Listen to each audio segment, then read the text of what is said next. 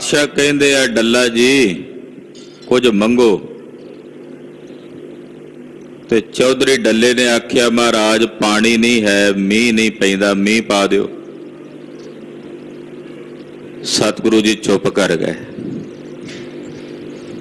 गुरुदेव तां पता नहीं किहड़ी अमोलक दात देना चाहुंदे है। डल्ला एक तुच्छ जी वस्तु भी मीह पै जे ही मंग रहा। कुछ समा बीतिया, सतगुरां फिर वचन कीता, डलिया कुछ मंग लो। इन्हें फिर आख्या महाराज जी मीह पा दिओ, मीह बिना फसलां सुक रही ने, बरखा चाहिदी है। महाराज जी मुस्कुरा पाए,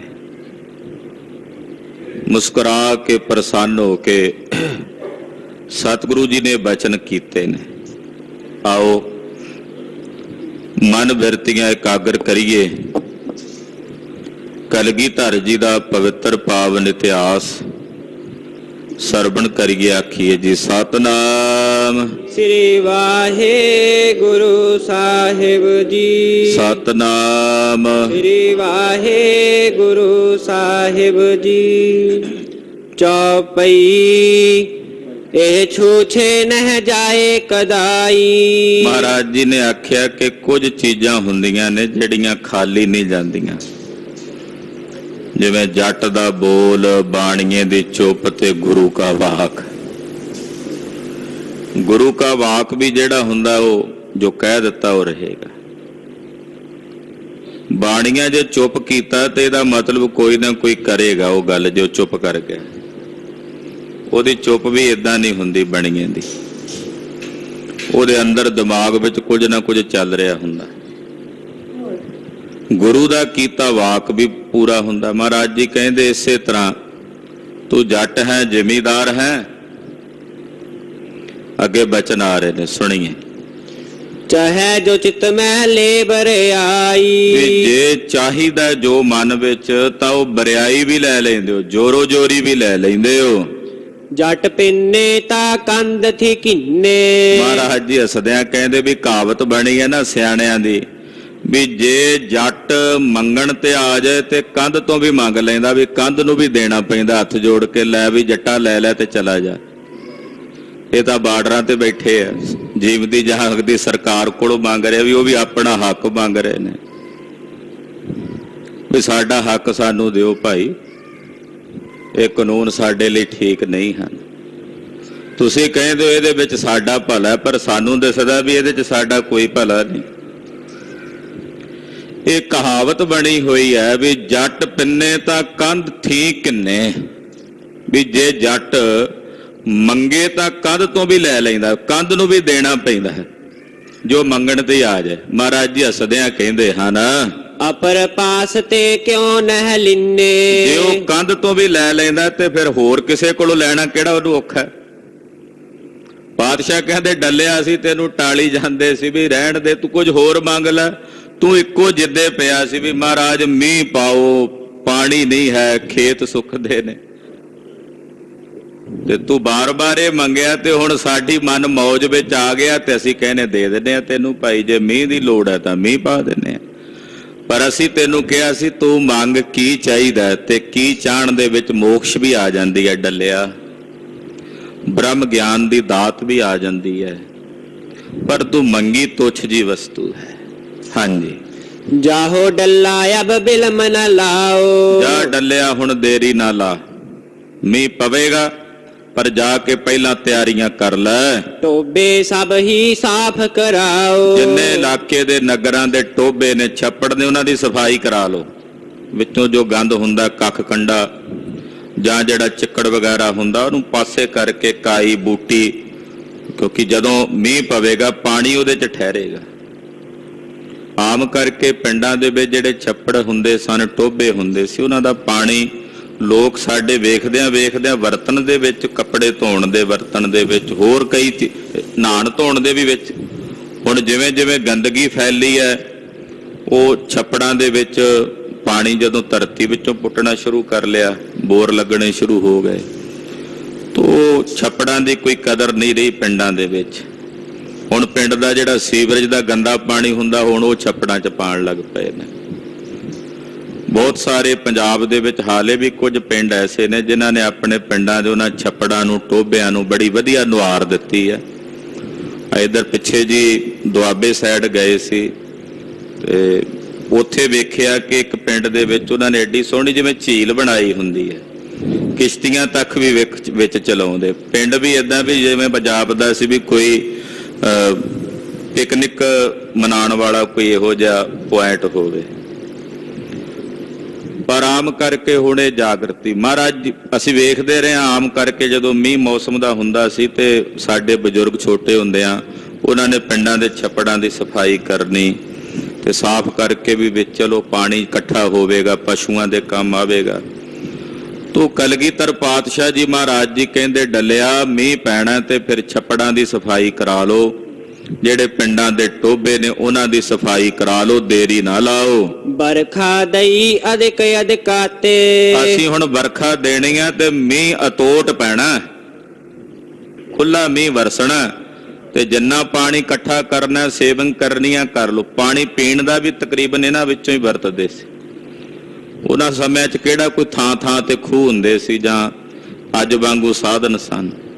ਮਹਾਰਾਜ ਜੀ ਕਹਿੰਦੇ ਚੰਗੀ ਤਰ੍ਹਾਂ ਸਫਾਈ ਕਰਾ ਲਓ ਟੋਭਿਆਂ ਦੀ, ਤਲਾਬਾਂ ਦੀ, ਔਰ ਉਹਨਾਂ ਦੇ ਵਿੱਚ ਪਾਣੀ ਜਿਹੜਾ ਉਹ ਇਕੱਠਾ ਕਰ ਲਓ, ਕਿਉਂਕਿ ਅਸੀਂ ਹੁਣ ਮੀਂਹ ਖੁੱਲਾ ਬਖਸ਼ਣਾ ਹੈ। ਬਾਰ ਬਾਰ ਤੈਂ ਜਾਚੀ ਜਾਂਤੇ, ਕਿਉਂਕਿ ਤੂੰ ਬਾਰ-ਬਾਰ ਮੰਗਿਆ ਨਾ ਮੀਂਹ, ਤੇ ਹੁਣ ਬਾਰ-ਬਾਰ ਮੰਗਿਆ ਤੇ ਮੀਂਹ ਵੀ ਖੁੱਲਾ ਪੈਣਾ। ਡੱਲਿਆ ਹੁਣ ਤੂੰ ਆਪ ਹੀ ਕਹੇਗਾ ਕਿ ਮਹਾਰਾਜ ਬਸ ਕਰੋ ਤਾਂ ਮੀਂਹ ਬੰਦ ਹੋਣਾ। ਤੈਂ ਮੰਗਿਆ ਬਾਰ-ਬਾਰ ਹੈ ਤੇ ਹੁਣ ਜਿਹੜੀ ਚੀਜ਼ ਤੈਂ ਬਾਰ-ਬਾਰ ਮੰਗੀ ਆ ਤੇ ਹੁਣ ਉਹ ਖੁੱਲੀ ਮਿਲਣੀ ਆ ਤੈਨੂੰ। ਡੱਲਾ ਉਠਿਓ ਆਨੰਦਤ ਹੋਵਾ, ਚੌਧਰੀ ਡੱਲਾ ਉੱਠਿਆ ਮਹਾਰਾਜ ਜੀ ਦੇ ਬਚਨ ਸੁਣ ਕੇ ਬੜਾ ਖੁਸ਼, ਬੜਾ ਆਨੰਦਤ, ਕਿਉਂਕਿ ਅੱਗੇ ਵੀ ਇੱਕ ਵਾਰੀ ਪਹਿਲਾਂ ਪਰਖਿਆ ਕਿ ਅੱਗੇ ਵੀ ਸਤਿਗੁਰਾਂ ਦੇ ਬਚਨਾਂ ਨਾਲ ਪਹਿਲਾਂ ਵੀ ਮੀਂਹ ਵਰਸ ਚੁੱਕਾ ਹੈ। ਕਾਲ ਪਿਆ ਸੀ ਤੇ ਮੀਂਹ ਵਰਸਿਆ ਸੀ, ਗੁਰੂ ਸਾਹਿਬ ਦੇ ਬਚਨਾਂ ਨਾਲ ਵਰਸਿਆ ਸੀ। ਹੁਣ ਵੀ ਸੁਣ ਕੇ ਬੜਾ ਖੁਸ਼ ਤੇ ਆਨੰਦਿਤ ਹੋਇਆ। ਗੁਰੂ ਪ੍ਰਸੰਨ ਆਪਨ ਪਰ ਜੋਵਾ, ਜਾਣਿਆ ਕਿ ਗੁਰੂ ਸਾਹਿਬ ਜੀ ਮੇਰੇ ਤੇ ਪ੍ਰਸੰਨ। ਗੁਰੂ ਸਾਹਿਬ ਇਹਦੇ ਤੇ ਪ੍ਰਸੰਨ ਕਿਉਂ ਹੋਏ ਸੀ? ਦਰਅਸਲ ਕੱਲ ਦੀ ਕਥਾ ਚ ਆਪ ਜੀ ਨੇ ਸੁਣਿਆ, ਮੈਂ ਉਹਨੂੰ ਦੁਹਰਾ ਦਿਆਂ, ਸਿਮਰਤੀ ਚ ਆ ਜਾਏਗਾ ਕਿ ਸੂਬੇ ਸਰਹੰਦ ਨੇ ਚਿੱਠੀ ਭੇਜੀ ਸੀ ਡੱਲੇ ਨੂੰ ਵੀ ਤੂੰ ਗੁਰੂ ਜੀ ਨੂੰ ਸਾਡੇ ਹਵਾਲੇ ਕਰ, ਨਹੀਂ ਤਾਂ ਵੇਖ ਲੈ। ਉਹਨੇ ਦਾਬਾ ਮਾਰਿਆ ਸੀ। ਗੁਰੂ ਸਾਹਿਬ ਨੇ ਆਪਣਾ ਸੇਵਾਦਾਰ ਭੇਜਿਆ ਸੀ ਵੀ ਤੂੰ ਲੁਕ ਕੇ ਵੇਖੀ ਡੱਲਾ ਕੀ ਜਵਾਬ ਦਿੰਦਾ। ਤੇ ਡੱਲੇ ਨੇ ਜਵਾਬ ਭੇਜਿਆ ਸੀ ਕਿ ਸੂਬਾ ਸਰਹੰਦ ਸਾਡਾ ਮਰਨਾ ਤੇ ਸਾਡਾ ਜੀਵਣਾ ਗੁਰੂ ਕਲਗੀਧਰ ਦੇ ਨਾਲ ਹੀ ਹੈ। ਸਤਿ ਸ੍ਰੀ ਅਕਾਲ। ਸਾਡਾ ਮਰਨਾ ਵੀ ਤੇ ਸਾਡਾ ਜੀਵਣਾ। ਤੋ ਸਤਿਗੁਰੂ ਜੀ ਤਾਂ ਇਹਦੇ ਤੇ ਬੜੇ ਪ੍ਰਸੰਨ ਸੀ, ਇਹਦੀ ਭਾਵਨਾ ਵੇਖ ਕੇ, ਇਹਦਾ ਸਿਦਕ ਵੇਖ ਕੇ। ਤੋ ਡੱਲੇ ਨੂੰ ਪਤਾ ਸੀ ਕਿ ਗੁਰੂ ਸਾਹਿਬ ਜੀ ਮੇਰੇ ਤੇ ਬਹੁਤ ਪ੍ਰਸੰਨ ਨੇ। ਬੜਾ ਖੁਸ਼ ਹੋ ਕੇ ਸਤਿਗੁਰਾਂ ਕੋਲ ਉੱਠਿਆ। ਸੁਨ ਸੁਨ ਨਰ ਨਾਰੀ ਬਿਸਮਾਏ, ਜਿਸ ਜਿਸ ਵੀ ਨਰ ਨਾਰੀ ਨੇ ਸੁਣਿਆ ਕਿ ਕਲਗੀਧਰ ਜੀ ਨੇ ਬਚਨ ਕੀਤਾ ਮੀਂਹ ਪਵੇਗਾ, ਟੋਭੇ ਸਾਫ਼ ਕਰ ਲੋ, ਛੱਪੜਾਂ ਦੀ ਸਫਾਈ ਕਰ ਲੋ, ਉਹ ਸਾਰੇ ਸੁਣ ਕੇ ਹੈਰਾਨ ਵੀ ਹੋਏ। ਕਨੇ ਆਏ ਕਨ ਗੁਰ ਫੁਰਮਾਏ, ਕਿ ਗੁਰੂ ਜੀ ਨੇ ਕਿਹਾ ਮੀਂਹ ਖੁੱਲਾ ਵਰਸਣਾ, ਬੱਦਲ ਚੰਗੀ ਤਰ੍ਹਾਂ ਵਰਨਾ। ਨਹਿ ਬਿਲੋਕੀਅਤ ਅਬ ਨਭ ਮਾਹੀ। ਲੋਕ ਕਹਿੰਦੇ ਕਈ ਜਿਹੜੇ ਸਨ ਉਹ ਕਹਿੰਦੇ ਵੀ ਆਕਾਸ਼ ਵਿੱਚ ਦਿਸਦਾ ਤਾਂ ਹੈ ਨਹੀਂ, ਕੋਈ ਆਸਾਰ ਵੀ ਨਹੀਂ ਦਿਸਦਾ ਬੱਦਲ ਪੈਣ ਦਾ, ਕੋਈ ਨਿੱਕੀ ਜੀ ਮਾੜੀ ਮੋਟੀ ਬੱਦਲੀ ਵੀ ਨਜ਼ਰ ਨਹੀਂ ਆਉਂਦੀ, ਤੇ ਗੁਰੂ ਸਾਹਿਬ ਕਹਿੰਦੇ ਆ ਮੀਂਹ ਬੜਾ ਪੈਣਾ, ਪਰ ਅਸਾਰ ਤਾਂ ਨਹੀਂ ਲੱਗਦੇ ਵੀ ਮੀਂਹ ਪਵੇਗਾ। ਲੱਗੀ ਔੜ ਕੰਨ ਪਈਅਤ ਨਾਹੀ, ਔੜ ਲੱਗੀ ਹੋਈ ਆ, ਪੱਛੋਂ ਚੱਲਦੀ ਹੈ ਤੇ ਮੀਂਹ ਪੈਣ ਦੇ ਅਸਰ ਤਾਂ ਨਜ਼ਰ ਨਹੀਂ ਆਉਂਦੇ। ਵਰਖਾ ਹੋਏ ਹੈ ਹੀਰਨ ਹੇਤ, ਕਿ ਵਰਖਾ ਹੋਵੇਗੀ ਇਹ ਵੇਖਣ ਵਾਸਤੇ। ਨਰ ਨਾਰੀ ਬਿਸਮੰਤ ਸੁਚੇਤ, ਜਿੰਨੇ ਨਰ ਨਾਰੀਆਂ ਨੇ ਨਾਲੇ ਹੈਰਾਨ ਨੇ ਤੇ ਨਾਲੇ ਸੁਚੇਤ ਹੁੰਦੇ ਨੇ, ਸਾਵਧਾਨ ਹੁੰਦੇ ਨੇ। ਢੋਲ ਬ੍ਰਿੰਦ ਇਕੱਠੇ ਕਰਵਾਏ, ਇਹਨਾਂ ਨੇ ਬਹੁਤ ਸਾਰੇ ਢੋਲ ਇਕੱਠੇ ਕਰਵਾਏ। ਤੀਰ ਤਾਲ ਕੇ ਜਾਏ ਬਜਾਏ, ਉਹਨਾਂ ਵੇਲਿਆਂ ਜਦੋਂ ਛੱਪੜਾਂ ਦੀ ਜਾਂ ਤਲਾਬਾਂ ਦੀ, ਟੋਭਿਆਂ ਦੀ ਸਫਾਈ ਕਰਦੇ ਤੇ ਢੋਲ ਵਜਾਉਂਦੇ ਵੀ ਲੋਕ ਆ ਜਾਣ ਉੱਥੇ। ਇਹ ਸਾਰੇ ਇਕੱਠੇ ਹੋ ਕੇ ਤਲਾਬਾਂ ਦੀ, ਛੱਪੜਾਂ ਦੀ ਸਫਾਈ ਕਰਦੇ ਸੀ। ਤੋ ਬਹੁਤ ਸਾਰੇ ਢੋਲ ਆ ਗਏ, ਢੋਲ ਵੱਜ ਗਏ, ਸਾਰਾ ਪਿੰਡ ਉੱਥੇ ਆਣ ਕੇ ਛੱਪੜਾਂ ਟੋਬਿਆਂ ਕੋਲ ਇਕੱਠਾ ਹੋ ਗਿਆ। ਸੁਨ ਸੁਨ ਮਾਨਵ ਆਏ ਪਲਾਈ, ਜਿੰਨੇ ਲੋਕ ਸੀ ਢੋਲ ਦੀ ਆਵਾਜ਼ ਸੁਣ ਕੇ ਭੱਜੇ ਆਉਂਦੇ ਨੇ। ਤਾਲ ਸੁਧਾਰੈ ਚੌਂਪ ਉਠਾਈ, ਔਰ ਬੜੇ ਚਾਅ ਨਾਲ ਤਲਾਬਾਂ ਨੂੰ ਸਾਫ਼ ਕਰਦੇ ਨੇ, ਵਿੱਚੋਂ ਘਾਹ ਬੂਟੀ ਕੱਢਦੇ ਹਨ, ਜਿਹੜੀ ਗਾਰ ਪਈ ਹੋਈ ਆ ਉਹ ਕੱਢਦੇ ਹਨ। ਤੇ ਛਿਨ ਚੱਲੀ ਪਾਉਣ ਪੁਰਵਾਈ, ਉਸੇ ਵੇਲੇ ਹਾਲੇ ਛੱਪੜ ਸਫਾਈ ਕੀਤੀ ਆ ਇਹਨਾਂ ਨੇ। ਉੱਪਰਲੀ ਜਿਹੜੀ ਗਾਰ ਜੀ ਹੁੰਦੀ ਆਮ ਕਰਕੇ ਉਹਨਾਂ ਗਾਰਾਂ ਨਾਲ ਲੋਕ ਆਪਣੇ ਘਰ ਲਿਪਦੇ, ਕੱਚੇ ਮਕਾਨ ਹੁੰਦੇ ਸੀ, ਛੱਪੜਾਂ ਵਿੱਚੋਂ ਮਿੱਟੀ ਗਾਰ ਜੀ ਕੱਢ ਕੇ ਲਿਆਉਣੀ, ਉਹਨਾਂ ਨਾਲ ਆਪਣੇ ਘਰ ਵੀ ਲਿਪ ਲੈਣੇ, ਪਾੜਛੇ ਲਿਪ ਲੈਣੇ। ਬਰਸਾਤਾਂ ਦੇ ਦਿਨਾਂ ਤੋਂ ਕੁਝ ਸਮਾਂ ਪਹਿਲਾਂ, ਸਾਵਣ ਭਾਦਰੋਂ ਤੋਂ ਇਹਨਾਂ ਨੇ ਹਾਲੇ ਸਫਾਈ ਕੀਤੀ ਸੀ ਕਿ ਉਸੇ ਵੇਲੇ ਹਾਲੇ ਕੜਕਦੀ ਧੁੱਪ ਸੀ, ਇੱਕਦਮ ਪੁਰਵਾ ਚੱਲ ਪਈ। ਪੁਰਵਾਈ ਦਾ ਮਤਲਬ ਪੁਰਾ ਚੱਲ ਪਿਆ, ਚੜ੍ਹਦੇ ਵਾਲੇ ਪਾਸਿਓਂ ਹਵਾ ਚੱਲ ਪਈ। ਨਿਕਸੇ ਘਨ ਜਿਮ ਗਜ ਸਮੁਦਾਈ, ਜਦੋਂ ਪੁਰਾ ਚੱਲਦਾ ਤੇ ਸਿਆਣੇ ਕਹਿੰਦੇ ਵੀ ਪੁਰੇ ਦੇ ਨਾਲ ਮੀਂਹ ਤਕਰੀਬਨ ਪੈਂਦਾ ਹੀ ਪੈਂਦਾ ਹੁੰਦਾ। ਜਦੋਂ ਪੁਰਾ ਚੱਲੇ, ਜਦੋਂ ਪੁਰਾ ਚੱਲਿਆ ਤੇ ਇੱਕਦਮ ਆਕਾਸ਼ ਦੇ ਵਿੱਚ ਜਿੱਥੇ ਪਹਿਲਾਂ ਕੜਕਦੀ ਧੁੱਪ ਚੜੀ ਸੀ, ਬੱਦਲ ਆ ਗਏ, ਕਾਲੇ ਰੰਗ ਦੀਆਂ ਘਾਟੀਆਂ ਚੜ ਕੇ ਆ ਗਈਆਂ। ਘੁੰਮੜੀ ਘਟ ਕਰੀਕ ਮਹਿ ਘਨੀ, ਘੜੀਕ ਦੇ ਵਿੱਚ ਹੀ ਕਹਿੰਦੇ ਸੂਰਜ ਦਾ ਪਤਾ ਹੀ ਨਾ ਲੱਗੇ, ਤੇ ਦਿਨ ਦੇ ਸਮੇਂ ਮਾਨੋ ਜਿਵੇਂ ਸ਼ਾਮ ਪੈ ਗਈ ਹੋਵੇ, ਏਦਾਂ ਸਾਰੇ ਪਾਸੇ ਬੱਦਲ ਹੀ ਬੱਦਲ ਛਾ ਗਏ। ਘੋਰ ਘੋਰ ਘਨ ਚਪਲਾ ਸਨੀ, ਔਰ ਵਿੱਚ ਬਿਜਲੀ ਚਮਕਦੀ ਆ, ਬੱਦਲ ਗਰਜਦੇ ਨੇ। ਬੜੀ ਬੜੀ ਬੂੰਦੈ ਬਹੁ ਪਰੀ, ਕਹਿੰਦੇ ਮੋਟੀਆਂ ਮੋਟੀਆਂ ਬੂੰਦਾਂ ਵਰਨ ਲੱਗੀਆਂ, ਬਰੀਕ ਵੀ ਨਹੀਂ, ਚੰਗੀਆਂ ਮੋਟੀਆਂ ਮੋਟੀਆਂ ਬੂੰਦਾਂ ਜਿਹੜੀਆਂ ਨੇ ਮੀਂਹ ਦੀਆਂ ਵਰਸਣ ਲੱਗੀਆਂ। ਵਰਸਨ ਲਗੇ ਅਧਿਕ ਭੀ ਝਰੀ, ਚੰਗੀ ਝੜੀ ਲੱਗੀ, ਗੱਲ ਕੀ ਵੀ ਝੜੀ ਲੱਗ ਗਈ, ਚੰਗਾ ਮੀਂਹ ਜਿਹੜਾ ਸੀ ਉਹ ਵਰਸਣ ਲੱਗਾ। ਜਿਤ ਕਿਤ ਨੀਰ ਪ੍ਰਵਾਹ ਚਲੰਤਾ, ਜਿੱਧਰ ਕਿੱਧਰ ਵੇਖਦੇ ਨੇ ਪਾਣੀ ਦਾ ਪ੍ਰਵਾਹ ਚੱਲਦਾ ਨਜ਼ਰ ਆਉਂਦਾ। ਇੰਨਾ ਮੀਂਹ ਵਰਸਿਆ ਵੀ ਕੁਝ ਸਮੇਂ ਦੇ ਵਿੱਚ ਜਲ ਥਲ ਹੋ ਗਿਆ ਸਾਰੇ ਪਾਸੇ, ਇੰਨਾ ਮੀਂਹ ਵਰਿਆ। ਉੱਚੇ ਥਲ ਤੇ ਨੰਬਰ ਟਰੰਤਾ, ਉੱਚੇ ਥਾਵਾਂ ਤੋਂ ਪਾਣੀ ਨੀਵੇਂ ਥਾਂ ਨੂੰ ਚੱਲ ਕੇ ਜਾਂਦਾ। ਧਾਏ ਧਾਏ ਨਰ ਧਾਮਨ ਬਰੇ, ਲੋਕ ਭੱਜ ਭੱਜ ਕੇ ਘਰਾਂ 'ਚ ਜਾ ਵੜੇ ਮੀਂਹ ਤੋਂ ਬਚਣ ਲਈ। ਪਾਰੀ ਬਹਿ ਬਿਲੋਕਨ ਕਰੇ, ਔਰ ਪਾਣੀ ਵਗਦਾ ਵੇਖਦੇ ਨੇ, ਗਲੀਆਂ ਵਿੱਚ, ਬਾਹਰ ਖੇਤਾਂ ਵਿੱਚ ਵਗਦਾ ਪਾਣੀ ਵੇਖਦੇ ਨੇ ਵਰਦਾ। ਧੰਨ ਗੁਰੂ ਗੁਰ ਧੰਨ ਬਖਾਨ ਹੈ, ਤੇ ਨਾਲੇ ਕਹਿੰਦੇ ਧੰਨ ਬਾਜਾਂ ਵਾਲੇ ਸਤਿਗੁਰੂ, ਧੰਨ ਗੁਰੂ, ਧੰਨ ਗੁਰੂ, ਧੰਨ ਗੁਰੂ, ਧੰਨ ਕਲਗੀਧਰ ਸੁਆਮੀ, ਧੰਨ ਧੰਨ ਧੰਨ ਸ੍ਰੀ ਗੁਰੂ ਗੋਬਿੰਦ ਸਿੰਘ ਸਾਹਿਬ ਜੀ। ਇਸ ਤਰ੍ਹਾਂ ਸਾਰੇ ਆਪਣੀ ਰਸਨਾ ਤੋਂ ਸਤਿਗੁਰੂ ਜੀ ਨੂੰ ਧੰਨ ਧੰਨ ਕਹਿ ਕੇ ਸਲਾਉਂਦੇ ਹਨ। ਮਹਾ ਮੂੜ ਜੋ ਇਨਹੁ ਨ ਮੰਨ ਹੈ, ਕਹਿੰਦੇ ਮੂਰਖ ਨੇ ਉਹ ਜਿਹੜੇ ਸ੍ਰੀ ਗੁਰੂ ਗੋਬਿੰਦ ਸਿੰਘ ਸਾਹਿਬ ਨੂੰ ਗੁਰੂ ਨਹੀਂ ਮੰਨਦੇ। ਉਹ ਲੋਕ ਮੂਰਖ ਨੇ ਜਿਹੜੇ ਇਹਨਾਂ ਨੂੰ ਪਰਮੇਸ਼ਵਰ ਰੂਪ ਨਹੀਂ ਜਾਣਦੇ। ਤੀਨੋ ਦਿਨ ਸੋ ਤੀਨ ਹੀ ਜਾਮਨ, ਤਿੰਨੇ ਦਿਨ ਕਹਿੰਦੇ 3 ਰਾਤਾਂ ਤੇ 3 ਦਿਨ ਲਗਾਤਾਰ ਬਰਖੀ ਘਟਾ ਦਮਕਤੀ ਦਾਮਨ, ਕਹਿੰਦੇ ਮੀਂਹ ਵਰਸਦਾ ਰਿਹਾ ਤੇ ਬਿਜਲੀਆਂ ਚਮਕਦੀਆਂ ਰਹੀਆਂ ਤੇ ਕੜਕਦੀਆਂ ਰਹੀਆਂ। ਅਸ ਇੱਕ ਬਾਰ ਪਰਿਓ ਬਹੁ ਬਾਰੀ, ਕਹਿੰਦੇ ਮੀਂਹ ਇੱਕ ਵਾਰ ਇਹੋ ਜਿਹਾ ਵਰਿਆ, ਵਿਆਕੁਲ ਹੋਏ ਪਰੇ ਨਰ ਨਾਰੀ। 3 ਦਿਨ 3 ਰਾਤਾਂ ਮੀਂਹ ਰੁਕਣ ਦਾ ਨਾਂ ਨਾ ਲਵੇ, ਇੰਨਾ ਮੀਂਹ ਵਰਿਆ ਵੀ ਲੋਕ ਵਿਆਕੁਲ ਹੋ ਗਏ। ਤਾਂ ਹੀ ਕਹਿੰਦੇ ਨੇ ਅਤ ਕਾ ਭਲਾ ਨਾ ਵਰਸਣਾ, ਅਤ ਕੀ ਭਲੀ ਨਾ ਧੁੱਪ, ਅਤ ਕਾ ਭਲਾ ਨਾ ਬੋਲਣਾ, ਅਤ ਕੀ ਭਲੀ ਨਾ ਚੁੱਪ। ਕਹਿੰਦੇ ਅਤ ਦਾ ਮੀਂਹ ਭਰੇ ਉਹ ਵੀ ਚੰਗਾ ਨਹੀਂ, ਤੇ ਨਾ ਪਵੇ ਤੇ ਉਹ ਵੀ ਚੰਗਾ ਨਹੀਂ।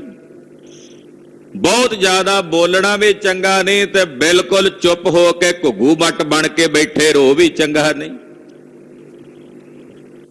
ਜਦੋਂ ਮੀਂਹ ਵਰਸਿਆ 3 ਦਿਨ 3 ਰਾਤਾਂ ਲਗਾਤਾਰ ਨਿਰੰਤਰ, ਤੇ ਲੋਕ ਵਿਆਕੁਲ ਹੋ ਗਏ। ਦੁਨੀਆ ਥੋੜੀ ਖੁਸ਼ ਹੁੰਦੀ ਹੈ, ਨਾ ਹੀ ਪੈਂਦਾ ਤਾਂ ਦੁਖੀ, ਜੇ ਪੈਣ ਲੱਗ ਪਿਆ ਤਾਂ ਦੁਖੀ। ਹਾਂਜੀ, ਖਾਨ ਪਾਨ ਭੂਲੀ ਸੁਧ ਨਾਨਾ, ਖਾਨ ਪਾਨ ਦੀ ਸੁਧ ਭੁੱਲ ਗਈ। ਕਿੱਥੇ ਚੁੱਲ੍ਹਿਆਂ ਵਿੱਚ ਬਾਲਣ ਨਹੀਂ ਸੀ, ਔਖਾ ਹੋ ਗਿਆ। ਜਿਹੜਾ ਬਾਲਣ ਸੀਗਾ ਉਹ ਵੀ ਭਿੱਜ ਭਜਾ ਗਿਆ, ਇੰਨਾ ਜ਼ਿਆਦਾ ਮੀਂਹ ਵਰਸਿਆ। ਬਿਦਰਤ ਸਦਨ ਸੁਧਾਰਤ ਠਾਨਾ, ਕੱਚੇ ਘਰ ਵੀ ਡਿੱਗਣ ਲੱਗੇ ਲੋਕਾਂ ਦੇ, ਇੰਨਾ ਮੀਂਹ ਵਰਸਿਆ। ਜਿਨ੍ਹਾਂ ਦੇ ਘਰ ਕੱਚੇ ਛੱਤ ਹੁੰਦੇ, ਜਦੋਂ ਮੀਂਹ ਪੈਂਦਾ ਕਿਤੇ ਇਦੋਂ ਜਾ ਕੇ ਲਿਪਣਾ, ਉੱਥੋਂ ਮਿੱਟੀ ਪਾਣੀ, ਦੂਜੇ ਪਾਸੋਂ ਉਹ ਸਾਰੀ ਰਾਤ ਤਾਂ ਰੱਖੀ ਰੱਖਦੇ ਸੀ ਥੱਲੇ ਕੋਈ ਨਾ ਕੋਈ ਭਾਂਡਾ, ਤੁੱਪ ਕਰਕੇ ਪਾਣੀ ਪੈਂਦਾ ਰਹਿਣਾ ਛੱਤ ਚੋਂ। ਸ਼ੁਕਰ ਕਰੀਏ ਸਾਹਿਬ ਨੇ ਕਿੰਨਾ ਸੋਹਣਾ ਸਾਡੇ ਤੇ ਬਖਸ਼ਿਸ਼ਾਂ ਕਰ ਦਿੱਤੀਆਂ, ਸਾਡੇ ਬਜ਼ੁਰਗਾਂ ਨੇ ਆਪਣੇ ਤਨਾਂ ਤੇ ਹੰਢਾਇਆ ਸਾਡੇ, ਤੇ ਅਸੀਂ ਉਹਨਾਂ ਦਾ ਵਿਰਸਾ ਜਿਹੜਾ ਉਹ ਉਹਨਾਂ ਗੁਰਸਿੱਖੀ ਸਾਂਭ ਕੇ ਰੱਖੀ। ਧੰਨ ਸਾਨੂੰ ਗੁਰੂ ਕੇ ਸਿੱਖ। ਹੁਣ ਘਰ ਜਿਹੜੇ ਵਿਗੜਨ ਲੱਗੇ, ਕਿਸੇ ਦਾ ਛੱਤ ਚੋਣ ਲੱਗਾ, ਕਿਸੇ ਦੀ ਕੰਧ ਡਿੱਗ ਪਈ, ਕਿਸੇ ਦਾ ਸ਼ਤੀਰ ਟੁੱਟ ਗਿਆ, ਹੁਣ ਆਪਣੇ ਵਿਗੜੇ ਘਰ ਜਿਹੜੇ ਨੇ ਉਹ ਬਣਾਉਣ ਲੱਗੇ। ਸਭ ਮਿਲ ਕਰ ਡੱਲੇ ਕਹੋ ਪ੍ਰੇਰੈ। ਹੁਣ ਜਿਹੜੇ ਸਾਰੇ ਪਹਿਲਾਂ ਕਹਿੰਦੇ ਸੀ ਡੱਲੇ ਨੂੰ ਵੀ ਗੁਰੂ ਸਾਹਿਬ ਨੂੰ ਕਹਿ ਮੀਂਹ ਪਵੇ, ਤੇ ਹੁਣ ਉਹ ਸਾਰੇ ਡੱਲੇ ਨੂੰ ਪ੍ਰੇਰਦੇ ਨੇ। ਬਿਨਤੀ ਕੀ ਜਹ ਗੁਰੂ ਅਗੇਰੈ। ਕਹਿੰਦੇ ਚੌਧਰੀ ਜੀ ਗੁਰੂ ਜੀ ਨੂੰ ਬੇਨਤੀ ਕਰੋ ਵੀ ਬਹੁਤ ਮੀਂਹ ਪੈ ਗਿਆ, ਹੁਣ ਬਸ ਕਰੀਏ ਵੀ ਸਤਿਗੁਰੂ ਜੀ ਹੁਣ ਬਹੁਤ ਮੀਂਹ ਵਰਸ ਗਿਆ ਹੈ। ਹਮਰੇ ਸੁਖ ਹਿਤ ਘਨ ਬਰਖਾਇਓ। ਗੁਰੂ ਸਾਹਿਬ ਨੇ ਸਾਡੇ ਸੁਖ ਵਾਸਤੇ ਮੀਂਹ ਪਾਇਆ ਹੈ। ਆਪ ਸਭ ਤ੍ਰਿਪਤੇ ਬਾਂਛਤ ਪਾਇਓ। ਹੁਣ ਅਸੀਂ ਸਾਰੇ ਰੱਜ ਗਏ ਆ, ਤ੍ਰਿਪਤ ਹੋ ਗਏ ਆ, ਜੋ ਸਾਨੂੰ ਚਾਹੀਦਾ ਸੀ ਮਿਲ ਗਿਆ ਹੈ। ਸੁਨ ਡੱਲਾ ਪਹੁੰਚਿਓ ਤੇ ਸਮੋ। ਜਦੋਂ ਲੋਕਾਂ ਦੀ ਇਹ ਬੇਨਤੀ ਸੁਣੀ ਤੇ ਡੱਲਾ ਚੌਧਰੀ ਕਲਗੀਧਰ ਪਾਤਸ਼ਾਹ ਦੇ ਚਰਨਾਂ 'ਚ ਗਿਆ। ਹੱਥ ਬੰਦ ਕਰ ਕੀਨਸ ਨਮੋ। ਹੱਥ ਜੋੜ ਕੇ ਬੜੇ ਸਤਿਕਾਰ ਨਾਲ ਸਤਿਗੁਰੂ ਜੀ ਦੇ ਚਰਨਾਂ ਤੇ ਨਮਸਕਾਰ ਕੀਤੀ, ਵੰਦਨਾ ਕੀਤੀ। ਅਰਜ਼ ਗੁਜ਼ਾਰੀ ਅਬ ਬਸ ਕਰੀਆ ਹੈ। ਅਰਜ਼ ਕੀਤੀ ਸਤਿਗੁਰੂ ਜੀ ਹੁਣ ਬਸ ਕਰੋ। ਮਹਾਰਾਜ ਜੀ ਕਹਿੰਦੇ ਵੀ ਮੰਗੀ ਤਾਂ ਤੈਂ ਹੀ ਬਹੁਤਾ, 2-3 ਵਾਰੀ ਤੈਨੂੰ ਕਿਹਾ ਵੀ ਮੰਗ, ਤੂੰ ਇਹੀ ਮੰਗਦਾ ਰਿਹਾ, ਤੇ ਅਸੀਂ ਆਖਿਆ ਵੀ ਕਰੋ ਤਿਆਰੀ, ਫਿਰ ਹੁਣ ਰੁਕਣਾ ਨਹੀਂ, ਤੇ ਵਰਸ ਰਿਹਾ। ਮਹਾਰਾਜ ਜੀ ਹੁਣ ਬਸ ਕਰੋ, ਬਹੁਤ ਵਰਸ ਗਿਆ। ਬੜੋ ਬਾਰ ਚਾਹੂੰ ਔਰ ਨਿਹਰੀਆ ਹੈ। ਮਹਾਰਾਜ ਜ਼ਮੀਨ ਤਾਂ ਦਿਸਦੀ ਨਹੀਂ, ਚਾਰੇ ਪਾਸੇ ਪਾਣੀ ਪਾਣੀ, ਜਾਲੀ ਜਲ ਦਿਸਦਾ ਖੇਤਾਂ ਵਿੱਚ। ਦਲ ਮਨਿੰਦ ਕਨ ਘਨੇ ਦਿਸਾਵੈ ਹੈ। ਮਹਾਰਾਜ ਜੀ ਹਾਲੇ ਵੀ ਇੰਨਾ ਮੀਂਹ ਪੈ ਗਿਆ ਤੇ ਬੱਦਲ ਹਾਲੇ ਵੀ ਏਦਾਂ ਜਾਪਦਾ, ਆਕਾਸ਼ ਵਿੱਚ ਘੁੱਗ ਵਸਦਾ, ਨੀਵੇਂ ਉਤਰੇ ਹੋਏ ਨੇ। ਜਿਵੇਂ ਕਹਿ ਨਹੀਂ ਦਿੰਦੇ ਵੀ ਬੱਦਲ ਐਨ ਘੁਲਿਆ ਹੋਇਆ, ਆਮ ਕਰਕੇ ਕਹਿ ਦਿੰਦੇ ਆ ਵੀ ਪੂਰਾ ਘੁਲਿਆ ਹੋਇਆ, ਯਾਨੀ ਕਿ ਮਹਾਰਾਜ ਹਾਲੇ ਵੀ ਵਰਸਣ ਦੇ ਅਸਾਰ ਦਿਸਦੇ ਨੇ। ਇੱਕ ਆਵਤ ਬਰਖਤ ਇੱਕ ਜਾਵੈ ਹੈ। ਇੱਕ ਬੱਦਲ ਆਉਂਦੇ ਨੇ, ਵਰਸਦੇ ਨੇ, ਖਾਲੀ ਹੋ ਕੇ ਜਾਂਦੇ ਨੇ, ਪਿੱਛੇ ਹੋਰ ਆ ਜਾਂਦੇ ਨੇ। ਮਹਾਰਾਜ ਉਹਨਾਂ ਨੇ ਤਾਂ ਡਾਕ ਬੱਧੀ ਹੋਈ ਹੈ, ਬੱਦਲਾਂ ਨੇ ਤਾਂ ਡਾਕ ਬਣਾਈ ਹੋਈ ਹੈ, ਡਾਕ ਮੇਲ ਨਹੀਂ ਹੁੰਦੀ। ਮਹਾਰਾਜ ਜੀ ਵੀ ਇੱਕ ਜਾਉਂਦਾ ਮੀਂਹ ਪਾ ਕੇ ਜਾਂਦੇ ਨੇ, ਬੱਦਲ ਪਿੱਛੇ ਹੋਰ ਆ ਜਾਂਦੇ ਨੇ, ਉਹ ਜਾਂਦੇ ਨੇ, ਪਿੱਛੇ ਹੋਰ ਆ ਜਾਂਦੇ ਨੇ। ਮਹਾਰਾਜ ਹੁਣ ਉਹਨਾਂ ਨੂੰ ਕੀ ਪਤਾ ਵੀ ਇੰਦਰ ਵੀ ਡਰਿਆ ਹੋਇਆ ਮਹਾਰਾਜ ਜੀ ਤੋਂ, ਭੈ ਭੀਤ ਹੋ ਕੇ ਕਹਿੰਦਾ ਵਰਸੀ ਚੱਲੋ ਬਈ, ਜਦੋਂ ਤੱਕ ਗੁਰੂ ਸਾਹਿਬ ਨਹੀਂ ਕਹਿੰਦੇ। ਹਾਂਜੀ, ਇਹ ਪ੍ਰਸੰਗ ਵੱਡ ਰਾਵਰ ਕੇਰਾ। ਮਹਾਰਾਜ ਜੀ ਆਪ ਜੀ ਦਾ ਇਹ ਜਿਹੜਾ ਵੱਡਾ ਭਾਰੀ ਪ੍ਰਸੰਗ ਹੈ, ਚਾਹੁੰ ਦਿਸ਼ ਮੈਂ ਸਿਮਰੈ ਚਿਰ ਬੇਰਾ। ਇਹ ਚਿਰਾਂ ਤਾਈਂ ਸਿਮਰਿਆ ਜਾਏਗਾ ਲੋਕਾਂ 'ਚ, ਜਦੋਂ ਤੱਕ ਸੰਸਾਰ ਰਹੇਗਾ ਉਦੋਂ ਤੱਕ ਚੇਤੇ ਰਹੇਗਾ ਦੁਨੀਆ ਨੂੰ ਕਿ ਕਲਗੀਆਂ ਵਾਲੇ ਬਾਜਾਂ ਵਾਲੇ ਪ੍ਰੀਤਮ ਨੇ ਇੰਨਾ ਮੀਂਹ ਵਰਸਾਇਆ ਸੀ ਆਪਣੇ ਹੁਕਮ ਨਾਲ। ਇਹ ਜੁਗਾਂ ਤਾਈਂ ਸਿਮਰਿਆ ਜਾਏਗਾ, ਚੇਤੇ ਕੀਤਾ ਜਾਏਗਾ ਪ੍ਰਸੰਗ। ਪੁਰ ਹੈ ਕਾਮਨਾ ਜਨ ਭਲ ਭਾਂਤੀ। ਕਿ ਕਿਵੇਂ ਕਲਗੀਆਂ ਵਾਲੇ ਪਾਤਸ਼ਾਹ ਆਪਣਿਆਂ ਜਨਾਂ ਦੀਆਂ, ਆਪਣਿਆਂ ਸੇਵਕਾਂ ਦੀਆਂ ਕਾਮਨਾਵਾਂ ਪੂਰਨ ਕਰਦੇ ਹਨ। ਨਹਿ ਕੋ ਦੁਰਲਭ ਆਪ ਤੇ ਬਾਤੀ। ਪਾਤਸ਼ਾਹ ਜੀ ਤੁਹਾਡੇ ਤੋਂ ਕੁਝ ਵੀ ਦੁਰਲਭ ਨਹੀਂ ਹੈ, ਤੁਹਾਡੇ ਤੋਂ ਕੁਝ ਵੀ ਦੁਰਲਭ ਨਹੀਂ ਹੈ। ਬ੍ਰਹਮਾਦਿਕ ਆਗਿਆ ਮੈਂ ਸਾਰੇ। ਬ੍ਰਹਮਾ ਆਦਿਕ ਦੇਵਤੇ ਵੀ ਮਹਾਰਾਜ ਜੀ ਤੁਹਾਡੀ ਆਗਿਆ ਵਿੱਚ ਨੇ, ਉਹ ਵੀ ਤੁਹਾਡੇ ਹੁਕਮ 'ਚ ਚੱਲਦੇ ਹਨ। ਇਸ ਮੈਂ ਸ਼ਕਤ ਹੁਕਮ ਕੋ ਟਾਰੇ। ਇਹਦੇ 'ਚ ਇੰਨੀ ਸ਼ਕਤੀ ਹੈ ਜਿਹੜਾ ਤੁਹਾਡੇ ਹੁਕਮ ਦੀ ਟਾਲ ਨਾ ਕਰ ਸਕੇ। ਸੁਨ ਪ੍ਰਭ ਕਹਿਓ ਕਨਹੋ ਕੇ ਪਨਹੀ। ਮਹਾਰਾਜ ਸੱਚੇ ਪਾਤਸ਼ਾਹ ਕਹਿੰਦੇ ਸੁਣੋ ਭਾਈ ਡੱਲਾ ਜੀ, ਏਦਾਂ ਕਰੋ ਵੀ ਨਾ ਬੱਦਲਾਂ ਨੂੰ ਜੁੱਤੀ ਮਾਰੋ। ਪਨਹੀ, ਪਨਹੀ ਨਾਮ ਹੈ ਜੁੱਤੀ ਦਾ। ਹਾਂਜੀ, ਹੱਥ ਹੋ ਉਰਦ ਕੋ ਸਪਤ ਸੋ ਗਨਹੀ। ਤੇ 7 ਵੇਰੀ ਉਤਾਂਹ ਨੂੰ ਮਾਰੋ ਗਿਣ ਕੇ, 7 ਵੇਰ ਆਕਾਸ਼ ਵੱਲ ਕਰਕੇ ਉਤਾਂਹ ਨੂੰ ਕਰਕੇ ਇਹਨੂੰ ਬੱਦਲਾਂ ਨੂੰ ਮਾਰੋ ਤੇ ਭਾਈ ਮੀਂਹ ਨਹੀਂ ਪਵੇਗਾ। ਆਖੋ ਕਲਗੀਧਰ ਦਾ ਹੁਕਮ ਹੈ ਹੁਣ ਬਸ ਕਰ। ਹਟ ਜੈ ਹੈ ਬਰਖਾ ਤਤਕਾਲਾ। ਤਾਤਕਾਲ ਹੀ ਮੀਂਹ ਪੈਣੋਂ ਹਟ ਜਾਏਗਾ। ਆਪਨ ਸਹਿਤ ਕਰ ਸਭਿਨ ਸੁਖਾਲਾ। ਏਦਾਂ ਆਪਣੇ ਸਹਿਤ ਸਾਰਿਆਂ ਨੂੰ ਸੌਖਾ ਕਰ ਲੈ। ਗੁਰੂ ਸਾਹਿਬ ਕੋਈ ਕਰਾਮਾਤ ਨਹੀਂ ਪੇ ਵਿਖਾਉਂਦੇ, ਇਹ ਆਪਣੇ ਸਿੱਖ ਦੀ ਭਾਵਨਾ ਪੂਰੀ ਕਰ ਰਹੇ ਨੇ। ਜਦੋਂ ਭਾਵਨਾ ਪੂਰੀ ਹੁੰਦੀ ਹੈ ਨਾ, ਉਦੋਂ ਕਿਸੇ ਨਾ ਕਿਸੇ ਕਲਾ ਨਾਲ ਹੁੰਦੀ ਹੈ। ਕਿਤੇ ਸਿੱਖ ਦਾ ਭਰੋਸਾ ਡਗਮਗਾ ਨਾ ਜਾਵੇ। ਗੁਰੂ ਸਾਹਿਬ ਦੀ ਕਲਾ ਫਿਰ ਸੁਤੇ ਵਰਤਦੀ ਹੈ। ਦੁਨੀਆ ਦੇ ਲੋਕ ਉਹਨੂੰ ਕਰਾਮਾਤ ਕਹਿਣ, ਕੁਝ ਕਹਿਣ, ਪਰ ਉਹ ਗੁਰੂ ਕੀ ਕਲਾ ਹੈ ਜਿਹੜੀ ਸੁਤੇ ਵਰਤਦੀ ਹੈ। ਉਹ ਤਾਂ ਵਰਤਦੀ ਹੈ ਤਾਂ ਜੋ ਗੁਰ ਸਿੱਖ ਦੇ ਹਿਰਦੇ ਵਿੱਚ ਆਪਣੇ ਸਾਹਿਬ ਤੇ ਭਰੋਸਾ ਬਣਿਆ ਰਹੇ, ਭਰੋਸਾ ਬਣਿਆ ਰਹੇ। ਜਦੋਂ ਪਾਤਸ਼ਾਹ ਕਿਹਾ ਡੱਲਿਆ ਆਕਾਸ਼ ਵੱਲ 7 ਵੇਰੀ ਜੁੱਤੀ ਵਗਾ ਕੇ ਮਾਰ, ਨਾਲ ਤੂੰ ਸੁਖੀ ਹੋ ਜਾਏਗਾ, ਨਾਲ ਤੇਰੇ ਸਾਥੀ ਸੁਖੀ ਹੋ ਜਾਣਗੇ। ਸੁਨ ਡੱਲੇ ਉਠ ਕੀ ਨ ਸਤੈਸੇ। ਭਾਈ ਡੱਲੇ ਚੌਧਰੀ ਨੇ ਸਤਿਗੁਰਾਂ ਦੇ ਬਚਨ ਸੁਣੇ ਤੇ ਉੱਠ ਕੇ ਉਸੇ ਤਰ੍ਹਾਂ ਕੀਤਾ। ਘਟਾ ਫਟੀ ਘਨ ਗਮਨੇ ਗੈਸੇ। ਕਹਿੰਦੇ ਜਦੋਂ ਆਕਾਸ਼ ਵੱਲ ਏਦਾਂ 7 ਜੁੱਤੀਆਂ ਮਾਰੀਆਂ ਤੇ ਇੱਕਦਮ ਵੇਖਦਿਆਂ ਵੇਖਦਿਆਂ ਬੱਦਲ ਫਟ ਗਏ ਏਦਾਂ ਵਿੱਚੋਂ, ਤੇ ਵਿੱਚੋਂ ਰੌਸ਼ਨੀ ਸੂਰਜ ਦੀ ਜ਼ਮੀਨ ਤੇ ਪੈਣ ਲੱਗ ਪਈ। ਸਤਿ ਸ੍ਰੀ ਅਕਾਲ। ਬੱਦਲ ਜਾਂਦੇ ਵੇਖੇ ਸਾਰਿਆਂ ਨੇ, ਉਹ ਜਿਹੜੀਆਂ ਮੀਂਹ ਦੀਆਂ ਬੂੰਦਾਂ ਥੱਲੇ ਆਉਂਦੀਆਂ ਸੀ ਨਾ, ਉਹ ਤਾਂ ਨੂੰ ਜਾਂਦੀਆਂ ਵੇਖੀਆਂ ਵਾਪਸ ਪਿੱਛੇ ਨੂੰ। ਹਾਂਜੀ, ਗੁਰੂ ਬਾਕ ਕੀ ਸ਼ਕਤ ਬਿਲੋਕ। ਸਤਿਗੁਰੂ ਜੀ ਦੇ ਬਚਨਾਂ ਦੀ ਇਹ ਮਹਾਨ ਸ਼ਕਤੀ, ਇਹ ਮਹਾਨ ਕਲਾ ਸਭ ਨੇ ਵੇਖੀ। ਬਿਗਸੇ ਸ਼ਰਧਾਲੂ ਸਭ ਲੋਕ। ਜਿੰਨੇ ਸ਼ਰਧਾਲੂ ਸਨ ਸਾਰਿਆਂ ਦੇ ਹਿਰਦੇ ਖਿੜ ਗਏ। ਗੁਰ ਕੀ ਕੀਰਤ ਘਰ ਘਰ ਭਰੀ। ਸਤਿਗੁਰੂ ਜੀ ਦੀ ਕੀਰਤੀ, ਮਹਾਰਾਜ ਜੀ ਦੀ ਸੋਭਾ ਘਰ ਘਰ ਦੇ ਵਿੱਚ ਹੋ ਰਹੀ ਹੈ। ਰਾਏ ਬੇਲ ਚੰਬੇਲੀ ਖਿਰੀ। ਕਹਿੰਦੇ ਮਾਨੋ ਜਿਵੇਂ ਰਾਏ ਬੇਲ ਤੇ ਚੰਬੇਲੀ ਖਿੜੀ ਹੁੰਦੀ ਹੈ ਨਾ, ਘਰ ਘਰ ਏਦਾਂ ਸਤਿਗੁਰਾਂ ਦੀ ਕੀਰਤੀ ਫੈਲੀ ਹੈ। ਇੱਕ ਝੂਲਣ ਸਿੰਘ ਨਾਮ ਫਿਰੰਤਾ। ਖਾਲਸਾ ਜੀ ਇੱਕ ਮਸਤਾਨਾ ਸਿੰਘ ਸੀ, ਮਹਾਰਾਜ ਜੀ ਦੇ ਚਰਨਾਂ 'ਚ ਫਿਰਦਾ, ਇਹਦਾ ਨਾਂ ਸੀ ਝੂਲਣ ਸਿੰਘ। ਝੂਲਣ ਕਿਉਂ ਕਹਿੰਦੇ ਸੀ ਉਹ ਵੀ ਦੱਸਦੇ ਨੇ। ਹਾਥ ਦੋਤਾਰਾ ਰੁਚਿਰ ਬਜੰਤਾ। ਇਹਦੇ ਹੱਥ 'ਚ ਇੱਕ ਦੋਤਾਰਾ ਸਾਜ਼ ਹੁੰਦਾ ਹੈ, ਉਹ ਦੋਤਾਰਾ ਸਾਜ਼ ਲੈ ਕੇ ਉਹਨੂੰ ਵਜਾਈ ਜਾਣਾ ਤੇ ਨਾਲ ਝੂਲੀ ਜਾਣਾ, ਨਾਲ ਇਹਨੇ ਸ਼ਬਦ ਪੜ੍ਹੀ ਜਾਣੇ, ਤੇ ਇਹਦਾ ਨਾਂ ਹੀ ਸਾਰੇ ਸਿੰਘਾਂ ਨੇ ਪਾ ਦਿੱਤਾ ਝੂਲਣ ਸਿੰਘ। ਆਮ ਕਰਕੇ ਪੰਥ ਦੇ ਵਿੱਚ ਹੁਣ ਵੀ ਇਹ ਮਰਿਆਦਾ, ਜਿਹੜਾ ਸਿੰਘ ਜਿੱਥੋਂ ਦਾ ਹੁੰਦਾ ਹੈ, ਜੇ ਯੂਪੀ ਦੇ ਇਲਾਕੇ ਦਾ ਤੇ ਉਹਨੂੰ ਯੂਪੀ ਸਿੰਘ ਕਹਿ ਦਿੰਦੇ, ਮਾਝੇ ਦਾ ਇਲਾਕੇ ਦਾ ਹੋਵੇ ਤੇ ਮਝੈਲ ਸਿੰਘ। ਏਦਾਂ ਕਿਉਂਕਿ ਇੱਕੋ ਨਾਂ ਦੇ ਸਿੰਘ ਬਹੁਤ ਹੁੰਦੇ ਆ, ਉਹ ਜਿੱਥੋਂ ਦਾ ਹੁੰਦਾ ਉਸੇ ਪਿੰਡ ਦਾ ਨਾਂ ਝੰਡੇਰ ਸਿੰਘ, ਏਦਾਂ ਨਾਂ ਲੈ ਦਿੰਦੇ ਆ, ਉੱਥੋਂ ਦਾ ਹੀ ਨਾਂ ਪੈ ਜਾਂਦਾ। ਤੇ ਜਿੱਦਾਂ ਦਾ ਕੋਈ ਕੰਮ ਕਰਦਾ ਉਹਦਾ ਨਾਂ ਵੀ ਉਦਾਂ ਦਾ। ਜੇ ਕੋਈ ਬਿਲਕੁਲ ਬੁੱਢੇ ਦਲ ਦੇ ਵਿੱਚ ਇੱਕ ਸਿੰਘ ਹੁੰਦਾ ਸੀ ਪਤਲਾ ਜਾਂ ਬਿਲਕੁਲ, ਉਹਦਾ ਨਾਂ ਪਾ ਦਿੱਤਾ ਤੀਲਾ ਸਿੰਘ। ਬਿਲਕੁਲ ਤੀਲਾ ਸਿੰਘ, ਨਗਾਰਚੀ ਨਗਾਰਾ ਵਜਾਉਂਦਾ, ਵੀ ਉਹ ਬਿਲਕੁਲ ਪਤਲਾ ਜਿਹਾ ਹੋਵੇ, ਤੀਲਾ ਸਿੰਘ। ਤੂੰ ਏਦਾਂ ਸਿੰਘਾਂ ਦੇ ਵਿੱਚ ਏਦਾਂ ਨਾਂ ਉਹ ਬਣ ਜਾਇਆ ਕਰਦੇ ਸੀ। ਗੁੱਸਾ ਨਹੀਂ ਸਨ ਮਨਾਉਂਦੇ ਸਿੰਘ ਇੱਕ ਦੂਜੇ ਦਾ, ਬੜਾ ਪ੍ਰੇਮ। ਇਹਨੇ ਦੋ ਤਾਰਾ ਜਿਹੜਾ ਸੀ ਉਹ ਵਜਾਣਾ, ਨਾਲ ਸ਼ਬਦ ਪੜ੍ਹਨਾ ਤੇ ਏਦਾਂ ਝੂਲੀ ਜਾਣਾ। ਇਹਦਾ ਨਾਂ ਹੀ ਸਿੰਘਾਂ ਨੇ ਝੂਲਣਾ ਸਿੰਘ ਪਾ ਦਿੱਤਾ। ਮਾਤ ਸੁੰਦਰੀ ਕੀ ਸੁਨ ਦਾਸੀ। ਮਾਤਾ ਸੁੰਦਰੀ ਜੀ ਦੀ ਇੱਕ ਦਾਸੀ ਸੀ, ਉਹ ਇਹ ਦੁਤਾਰਾ ਵਜਾ ਰਿਹਾ ਤੇ ਉਹਨੇ ਕਿਤੇ ਸੁਣਿਆ। ਸੁਣ ਕੇ ਕਹਿਓ ਬਾਕ ਤਿਸ ਪਾਸੀ। ਉਸ ਦਾਸੀ ਨੇ ਝੂਲਣਾ ਸਿੰਘ ਨੂੰ ਕੋਲ ਬੁਲਾਇਆ ਆਪਣੇ, ਤੇ ਬੁਲਾ ਕੇ ਉਹਨੂੰ ਕਹਿਣ ਲੱਗੀ, ਇਹ ਠਾਂ ਕਹਾਂ ਬਜਾਵਨ ਕਰੈ। ਉਹ ਬਾਹਰ ਬੈਠਾ ਸੀ, ਕਿਤੇ ਦੂਰ ਬੈਠਾ ਵਜਾ ਰਿਹਾ ਸੀ ਆਪਣੀ ਮਸਤੀ 'ਚ।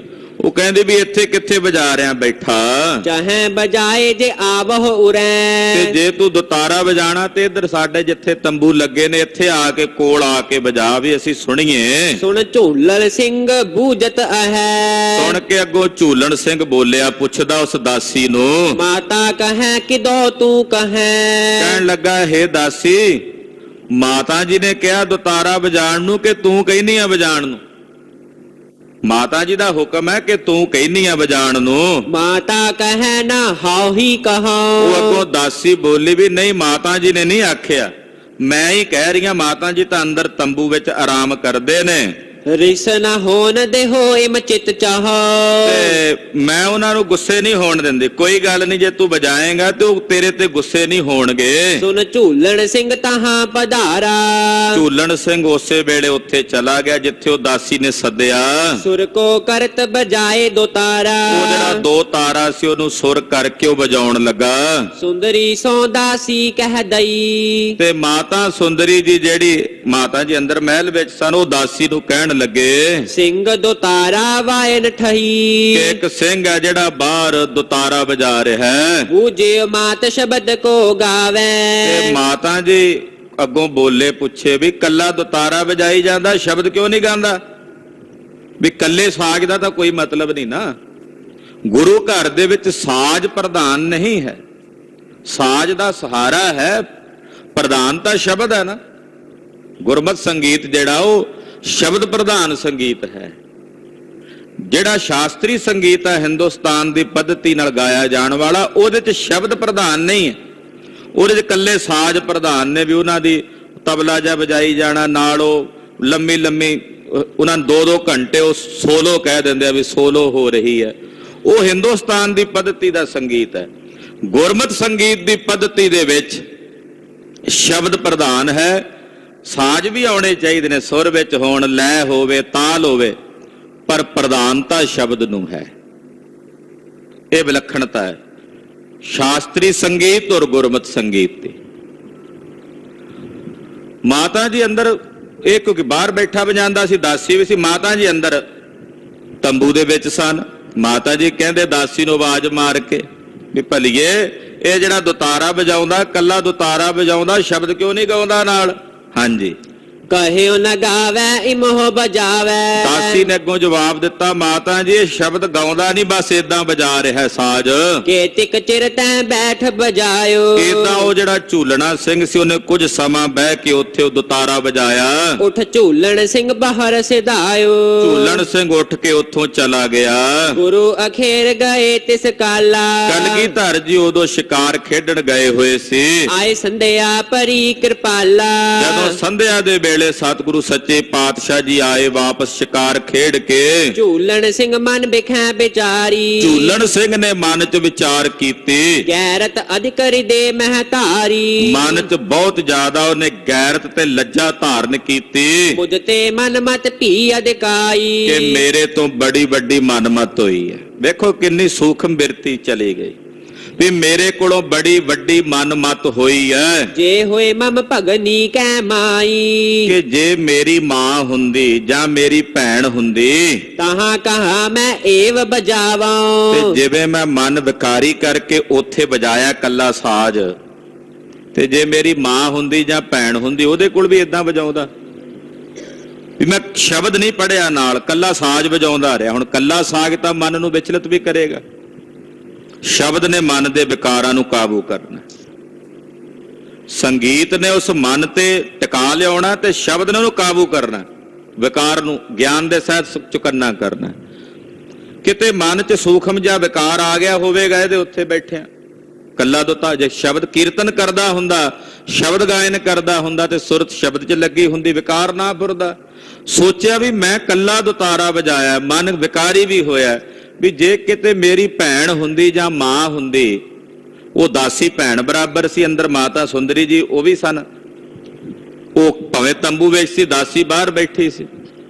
ਵੀ ਹੈ ਤਾਂ ਭੈਣ ਤੇ ਮਾਂ ਹੀ ਸੀ ਨਾ, ਪਰ ਮੇਰੇ ਮਨ ਦੇ ਵਿੱਚ ਉਸ ਵੇਲੇ ਮਾੜਾ ਫੁਰਨਾ ਆਇਆ। ਮੈਂ ਕੱਲਾ ਦੁਤਾਰਾ ਵਜਾਇਆ, ਸ਼ਬਦ ਨਹੀਂ ਗਾਇਆ। ਤਬ ਤੋ ਲਾਜ ਤਰੋਂ ਹਟ ਜਾਵਾਂ। ਤੇ ਜੇ ਮੇਰੀ ਮਾਂ ਤੇ ਜਾਂ ਭੈਣ ਹੁੰਦੀ, ਉਹਨਾਂ ਦੇ ਕੋਲ ਵੀ ਤਾਂ ਮੈਂ ਲਾਜ ਕਰਦਾ ਨਾ, ਤੇ ਮੈਂ ਵਜਾਉਂਦਾ ਹੀ ਨਾ ਏਦਾਂ ਦੁਤਾਰਾ, ਮਨ 'ਚ ਵਿਕਾਰ ਦੀ ਭਾਵਨਾ ਰੱਖ ਕੇ। ਬਹੁਤ ਦੁੱਖ ਪਾਏ ਅਧਿਕ ਪਛਤਾਇਓ। ਜਿਹੜਾ ਬੜਾ ਦੁਖੀ ਹੋਇਆ ਵੀ ਮੇਰੇ ਕੋਲੋਂ ਬੜਾ ਮਾੜਾ ਕੰਮ ਹੋ ਗਿਆ, ਪਛਤਾਵਾ ਬੜਾ ਮਨ 'ਚ, ਵੀ ਮੈਂ ਮੰਦ ਭਾਵਨਾ ਆਪਣੇ ਹਿਰਦੇ 'ਚ ਕਰ ਬੈਠਾ।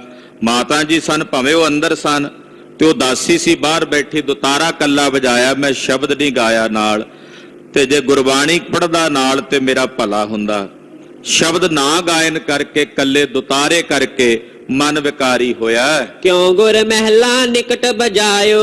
ਤੇ ਮੈਂ ਗੁਰੂ ਕੇ ਮਹਿਲਾਂ ਦੇ ਕੋਲ ਜਾ ਕੇ ਦੁਤਾਰਾ ਕਿਉਂ ਵਜਾਇਆ? ਕਲਗੀਧਰ ਦੀ ਵੀ ਆਗਿਆ ਨਹੀਂ ਸੀ। ਲੇਤੀ ਖਨ ਤਬ ਕਰਦ ਚਲਾਈ। ਇਹਨੇ ਉਸੇ ਵੇਲੇ ਪਛਤਾਵਾ ਕਰਦਿਆਂ ਇਕਾਂਤ ਵਿੱਚ ਗਿਆ ਤੇ ਇੱਕ ਕਰਦ ਛੁਰੀ ਲੈ ਕੇ ਚਲਾਈ। ਕਾਟ ਲਿੰਗ ਕੋ ਦਇਓ ਬਗਾਈ। ਔਰ ਆਪਣੀ ਇੰਦਰੀ ਕੱਟ ਕੇ ਸੁੱਟ ਦਿੱਤੀ। ਨੇਮ ਕਰਿਓ ਬੋਲਣ ਕੋ ਤਬੈ।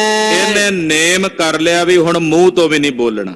ਜੇ ਉਦੋਂ ਨੇ ਸ਼ਬਦ ਬੋਲਿਆ ਤੇ ਹੁਣ ਬੋਲਣਾ ਹੀ ਨਹੀਂ, ਕੁਝ ਵੀ ਨਹੀਂ ਕਹਿਣਾ ਮੂੰਹ ਤੋਂ। ਧਾਰੀ ਮੌਨ ਯਾਰ ਬਲ ਸਬੈ। ਸਾਰੀ ਜ਼ਿੰਦਗੀ ਇਹਨੇ ਮੌਨ ਧਾਰ ਲਿਆ, ਜ਼ੁਬਾਨ ਤੋਂ ਬੋਲਣਾ ਹੀ ਬੰਦ ਕਰ ਦਿੱਤਾ।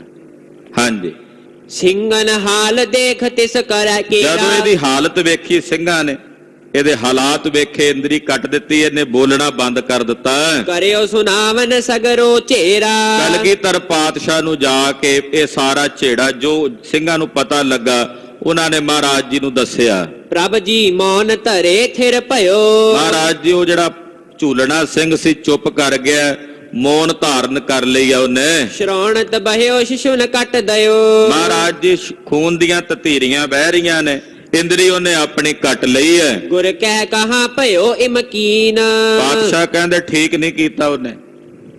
ਮਹਾਰਾਜ ਜੀ ਕਹਿੰਦੇ ਏਦਾਂ ਕਰਕੇ ਕੀ ਹੋ ਗਿਆ, ਜੇ ਇੰਦਰੀ ਕੱਟ ਦਿੱਤੀ ਹੈ ਜਾਂ ਮੂੰਹ ਨੂੰ ਰੋਕ ਲਿਆ ਬੋਲਣ ਤੋਂ। ਮਨ ਕੀ ਹਬਸ ਹੋਏ ਨਹੀਨ ਇੰਦਰੀ ਦੇ ਕੱਟਣ ਨਾਲ ਮਨ ਦਾ ਵਿਕਾਰ ਤਾਂ ਨਹੀਂ ਖਤਮ ਹੋਣਾ, ਇਹ ਤਾਂ ਉਹ ਗੱਲ ਹੋਈ ਵੀ ਬਾਹਰੋਂ ਖੁੱਡ ਨੂੰ ਕੁੱਟ ਸੱਪ ਤਾਂ ਅੰਦਰ ਹੈ। ਵਰਮੀ ਮਾਰੀ ਸਾਪ ਨਾ ਮੂਆ, ਡਾਂਗ ਲੈ ਕੇ ਖੁੱਡ ਨੂੰ ਕੋਈ ਕੁੱਟੀ ਜਾਏ, ਸੱਪ ਦਾ ਕੀ ਵਿਗੜਦਾ ਵਿੱਚ। ਵਿਕਾਰੀ ਤਾਂ ਮਨ ਹੈ, ਇੰਦਰੀਆਂ ਨੂੰ ਕੀ, ਉਹਨੂੰ ਦੁੱਖ ਦੇਣ ਦਾ ਕੀ ਮਤਲਬ ਸੀ। ਵਿਕਾਰ ਤਾਂ ਮਨ ਦਾ ਫੇਰ ਅੰਦਰ ਹੈ। ਕਲਗੀਧਰ ਜੀ ਇਸ ਗੱਲ ਦਾ ਖੰਡਨ ਕੀਤਾ, ਕਿਉਂਕਿ ਬਹੁਤ ਐਸੇ ਵੀ ਹੋਏ ਜਿਹਨਾਂ ਆਖਿਆ ਇੰਦਰੀਆਂ ਨੂੰ ਖਤਮ ਕਰ ਦਿਓ, ਜੇ ਅੱਖਾਂ ਤੋਂ ਵਿਕਾਰ ਵੇਖ ਕੇ ਫੁਰਦਾ ਖਾਨੀਆਂ ਕਰ ਲਓ। ਇੰਦਰੀਆਂ ਨੂੰ ਕਈਆਂ ਨੇ ਕੱਢ ਦਿੱਤਾ ਜੀ, ਫਲਾਣੇ ਸਾਧ ਨੇ ਜੀ ਆਪਣੀ ਇੰਦਰੀ ਕੱਢ ਦਿੱਤੀ ਸੀ ਜੀ। ਜੇ ਉਹ ਇੰਦਰੀਆਂ ਦੇ ਤਿਆਗਣ ਨਾਲ ਮਨ ਦੀ ਵਾਸ਼ਨਾ ਤਾਂ ਨਹੀਂ ਨਾ ਜਾਣੀ। ਇੰਦਰੀਆਂ ਤਾਂ ਕੇਵਲ ਇੱਕ ਜਰੀਆ ਸੀ, ਪ੍ਰੇਰਨ ਵਾਲਾ ਤਾਂ ਮਨ ਸੀ। ਕਸੂਰ ਮਨ ਨੇ ਕੀਤਾ, ਗਲਤੀ ਮਨ ਨੇ ਕੀਤੀ, ਭੋਗਣਾ ਇੰਦਰੀਆਂ ਨੂੰ ਪਿਆ। ਇਹਦਾ ਕੀ ਫਾਇਦਾ ਹੋਇਆ? ਇਹਦਾ ਤਾਂ ਕੋਈ ਲਾਭ ਨਹੀਂ ਨਾ ਹੋਇਆ। ਮਹਾਰਾਜ ਜੀ ਕਹਿੰਦੇ ਕੀ ਫਾਇਦਾ ਹੋਇਆ ਇੰਦਰੀਆਂ ਦੇ ਕੱਟਣ ਦਾ, ਜੇ ਮਨ ਕੀ ਹਵਸ਼ ਹੋਏ ਨਹੀਂ, ਜੇ ਮਨ ਦੀ ਵਾਸ਼ਨਾ ਹਵਸ਼ ਨਹੀਂ ਗਈ। ਕੇਤਿਕ ਚਿਰ ਮੈਂ ਕਾਵਿ ਅਛੇਰਾ ਕੁਝ ਸਮੇਂ ਬਾਅਦ ਜ਼ਖਮ ਇਹਦਾ ਠੀਕ ਹੋ ਗਿਆ, ਇਲਾਜ ਕੀਤਾ। ਬਸਿਓ ਜਾਏ ਪਿੰਨ ਪਿਖ ਥਾਨ ਚੰਗੇਰਾ ਇਹ ਗੁਰੂ ਸਾਹਿਬ ਕੋਲ ਪਛਤਾਵਾ ਸੀ, ਪਰ ਸਾਧਨਾ ਕੀਤੀ, ਇਸਨੇ ਬੰਦਗੀ ਕੀਤੀ। ਕੱਲਾ ਵਿਕਾਰ ਹੀ ਆਇਆ ਸੀ ਤੇ ਵੇਖੋ ਕਿੱਡਾ ਪਛਤਾਵਾ ਕੀਤਾ ਮਨ 'ਚ। ਫੁਰਿਆ ਹੀ ਸੀ ਫੁਰਨਾ। ਗੁਰੂ ਸਾਹਿਬ ਕੋਲੋਂ ਵਿਦਾ ਹੋ ਕੇ ਕਿਸੇ ਚੰਗੇ ਥਾਂ ਨਗਰ ਚਲਾ ਗਿਆ। ਚੱਕਰ ਬੈਠ ਬੇ ਥਲ ਥੋ ਸੋਏ ਪਿੰਡ ਦੇ ਵਿੱਚ ਇੱਕ ਚੱਕਰ ਜਿਵੇਂ ਸੱਥ ਜੀ ਬਣੀ ਹੁੰਦੀ ਹੈ, ਉਹ ਬੈਠਣ ਵਾਲੀ ਥਾਂ ਦੇ ਉੱਤੇ ਇੱਕ ਨਗਰ ਵਿੱਚ ਚਲਾ ਗਿਆ। ਰਹਿਓ ਇਕਾਕੀ ਇੱਕ ਮਨ ਹੋਏ ਇਕਾਂਤ ਵਿੱਚ ਰਹਿੰਦਾ ਇੱਕ ਮਨ ਹੋ ਕੇ। ਨਿਕਟ ਗ੍ਰਾਮ ਜੋ ਸੇਵਾ ਕਰੈ ਨੇੜੇ ਤੇੜੇ ਦੇ ਪਿੰਡਾਂ ਵਾਲੇ ਲੋਕ ਵੇਖਦੇ ਵੀ ਕੋਈ ਸਾਧ ਬੈਠਾ ਹੈ, ਉਹ ਆ ਕੇ ਕੋਈ ਦੋ ਪ੍ਰਸ਼ਾਦੇ ਦੇ ਜਾਂਦਾ, ਛਕ ਲੈਂਦੇ ਆ। ਉੱਥੇ ਬੈਠੇ ਭਜਨ ਕਰੀ ਜਾਂਦੇ, ਬੋਲਦੇ ਨਹੀਂ ਸਨ, ਮੂੰਹ ਤੋਂ ਮੌਨ ਧਾਰ ਲਿਆ ਸੀ, ਬਚਨ ਨਹੀਂ ਸਨ ਕੋਈ ਕਰਦੇ।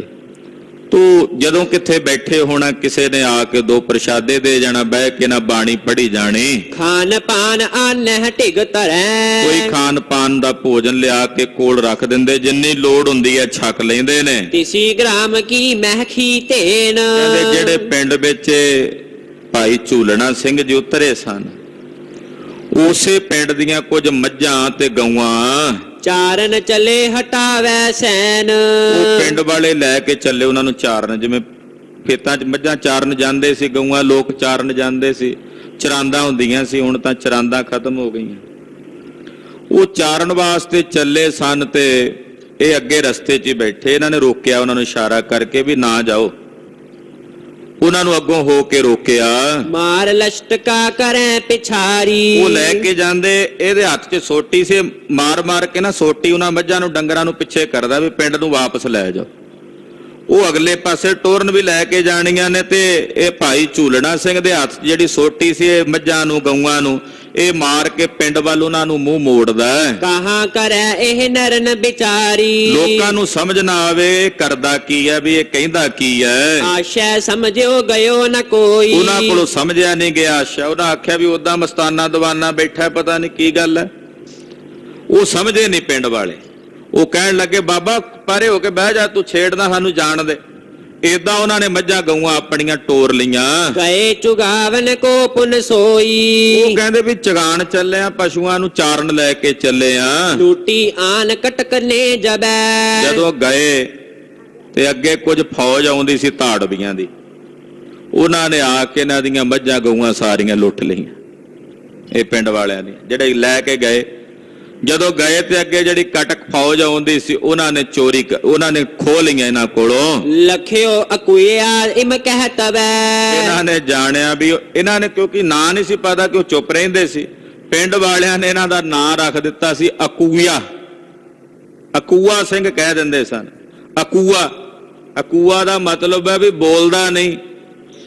ਜਿਵੇਂ ਮਾਝੇ ਦੇ ਇਲਾਕੇ 'ਚ ਬੋਲਣ ਨੂੰ ਕਹਿੰਦੇ ਕੂੰਦਾ ਨਹੀਂ ਬਈ, ਜਦੋਂ ਕੂੰਦੇ ਤੋਂ ਪਹਿਲਾਂ ਐੜਾ ਲਾ ਦਿਓ ਤੇ ਅਕੂਆ, ਕੂਆ ਤੇ ਅਕੂਆ, ਵੀ ਬੋਲਦਾ ਨਹੀਂ। ਇਹਨੂੰ ਸਾਰੇ ਪਿੰਡ ਵਾਲੇ ਅਕੂਆ ਹੀ ਕਹਿਣ ਲੱਗ ਪਏ ਸੀ। ਪਹਿਲਾਂ ਉੱਥੇ ਜਦੋਂ ਗੁਰੂ ਸਾਹਿਬ ਕੋਲ ਰਹਿੰਦਾ ਸੀ ਉਦੋਂ ਇਹਨੂੰ ਝੂਲਣਾ ਸਿੰਘ ਕਹਿੰਦੇ ਸੀ। ਹੁਣ ਇੱਥੇ ਮੌਨ ਹੋ ਕੇ ਬੈਠਾ, ਪਤਾ ਹੀ ਨਹੀਂ ਸੀ ਪਿੰਡ ਵਾਲਿਆਂ ਨੂੰ ਵੀ ਕੀ ਨਾਂ, ਸਾਰਿਆਂ ਨੇ ਕਹਿਣਾ ਵੀ ਅਕੂਆ ਹੈ। ਫਿਰ ਇਹਨਾਂ ਨੂੰ ਸਮਝ ਆਈ ਵੀ ਉਹ ਜਿਹੜਾ ਅਕੂਆ ਉਹ ਸਾਨੂੰ ਤਾਂ ਰੋਕਦਾ ਸੀ ਮੱਝਾਂ ਨੂੰ ਵੀ ਤੁਹਾਡੀਆਂ ਲੁੱਟੀਆਂ ਜਾਣੀਆਂ ਨੇ, ਅੱਗੇ ਵਾਪਸ ਲੈ ਜਾਓ। ਫਿਰ ਇਹਨਾਂ ਨੂੰ ਪਤਾ ਲੱਗਾ, ਸਭ ਨਰ ਮਿਲ ਕੇ ਤਬ ਚੱਲ ਆਏ। ਉਹ ਸਾਰੇ ਲੋਕ ਜਿਹੜੇ ਜਿਨ੍ਹਾਂ ਦੇ ਡੰਗਰ ਖੋਲੇ ਸਨ ਬਾਹਰੋਂ, ਉਹ ਵਾਪਸ ਅਕੂਏ ਕੋਲ ਆਏ। ਬੰਦੇ ਪਾਇਨ ਸੋ ਲਪਟਾਏ। ਫਿਰ ਉਹਨਾਂ ਨੂੰ ਪਤਾ ਲੱਗਾ ਵੀ ਇਹ ਤਾਂ ਇਹੋ ਜਿਹਾ ਮਹਾਂਪੁਰਸ਼ ਹੈ, ਵੀ ਅਸੀਂ ਤਾਂ ਉਦਾਂ ਹੀ ਸਮਝਦੇ ਸੀ ਇੱਥੇ ਬੈਠਾ ਵੀ 2 ਰੋਟੀਆਂ ਦੇ ਛੱਡਦੇ ਸੀ। ਉਹ ਆ ਕੇ ਸਾਰੇ ਦੇ ਚਰਨੀ ਪੈ ਗਏ ਵੀ ਇਹੋ ਜਿਹੀਆਂ ਰੂਹਾਂ ਏਦਾਂ ਮਸਤਾਨੇ ਦੀਵਾਨੇ ਭੇਸ ਵਿੱਚ ਵੀ ਰਹਿੰਦੀਆਂ ਨੇ। ਕਿਆ ਜਾਣੀਏ ਮੇਰੇ ਸਹਿ ਨੂੰ ਕਿਹੜੀ ਪਿਆਰੀ ਹੈ, ਕਿਆ ਜਾਣੀਏ ਮੇਰੇ ਸਹਿ ਨੂੰ, ਮੇਰੇ ਸਹੁ ਨੂੰ ਕਿਹੜੀ ਪਿਆਰੀ ਲੱਗਦੀ ਹੈ। ਕੋਈ ਬਹੁਤ ਸੁੰਦਰ ਸਰੂਪ ਵਾਲੀ ਹੋਵੇ ਸ਼ਾਇਦ ਉਹ ਨਾ ਭਾਵੇ, ਕਿਆ ਜਾਣੀਏ ਕੋਈ ਕੋਝੇ ਜੇ ਰੂਪ ਵਾਲੀ ਵੀ ਉਹਨੂੰ ਪਾ ਜਾਏ। ਕਿਆ ਜਾਣੀਏ ਕਿਸੇ ਨੇ ਮੇਰੇ ਵਾਂਗੂ ਚੰਗੀ ਪੁਸ਼ਾਕ ਪਾਈ ਹੋਵੇ, ਚੋਲਾ ਪਾਇਆ ਹੋਵੇ, ਚੰਗੀ ਮਾਲਾ ਹੱਥ 'ਚ ਪਾਈ ਹੋਵੇ, ਉਹ ਨਾ ਪਾਉਂਦੀ ਹੋਵੇ ਉਹਨੂੰ, ਤੇ ਕਿਆ ਜਾਣੀਏ ਕਿਤੇ ਫਟੇ ਜੇ ਲੀਥੜੇ ਵਿੱਚ ਟੁਰਿਆ ਫਿਰਦਾ ਉਹਨੂੰ ਪਾ ਜਾਏ। ਇਹ ਤਾਂ ਨਹੀਂ ਨਾ ਜਾਣਦੇ, ਕਿਸੇ ਦੇ ਅੰਦਰ ਤਾਂ ਨਹੀਂ ਨਾ ਪਤਾ ਸਾਨੂੰ। ਅਸੀਂ ਤਾਂ ਬਾਹਰਲਾ ਚੰਮ ਵੇਖਦੇ ਆਂ, ਸਾਨੂੰ ਤਾਂ ਬਾਹਰਲਾ ਅਸ਼ਟਾਵਕਰ ਕਹਿੰਦਾ ਰਾਜਾ ਜਨਕ ਇਹ ਤਾਂ ਚਮਾਰਾਂ ਦੀ ਸਭਾ ਇਕੱਠੀ ਕੀਤੀ ਹੋਈ ਹੈ। ਤਾਂ ਉਹ ਕਹਿੰਦਾ ਬ੍ਰਾਹਮਣ ਨੇ, ਕਹਿੰਦਾ ਨਾ, ਬ੍ਰਾਹਮਣ ਦੇ ਨਾਂ ਦੇ ਕਲੰਕ ਨੇ। ਬ੍ਰਾਹਮਣ ਤਾਂ ਉਹ ਜਿਹੜਾ ਬ੍ਰਹਮ ਨੂੰ ਜਾਣੇ, ਇਹਦਾ ਬਾਹਰ ਚਮੜਾ ਹੀ ਪੇ ਵੇਖਦੇ ਨੇ। ਜਿਹੜਾ ਚਮੜੇ ਨੂੰ ਵੇਖੇ, ਚਮੜੇ ਦਾ ਕੰਮ ਕਰੇ, ਚਮੜੇ ਨੂੰ ਪਰਖੇ, ਉਹਨੂੰ ਕਿਰਤ ਤੋਂ ਜਾਤੀ ਬਣਦੀ, ਜਨਮ ਤੋਂ ਜਾਤੀ ਨਹੀਂ ਨਾ ਹੈ। ਜੇ ਕਿਰਤ ਚਮਾਰਾਂ ਵਾਲੀ ਕਰ ਰਹੇ ਨੇ, ਚਮੜੇ ਨੂੰ ਵੇਖ ਕੇ ਜੋ ਰਹੇ ਨੇ, ਤੇ ਫਿਰ ਤਾਂ ਚਮਿਆਰ ਹੀ ਨੇ ਨਾ।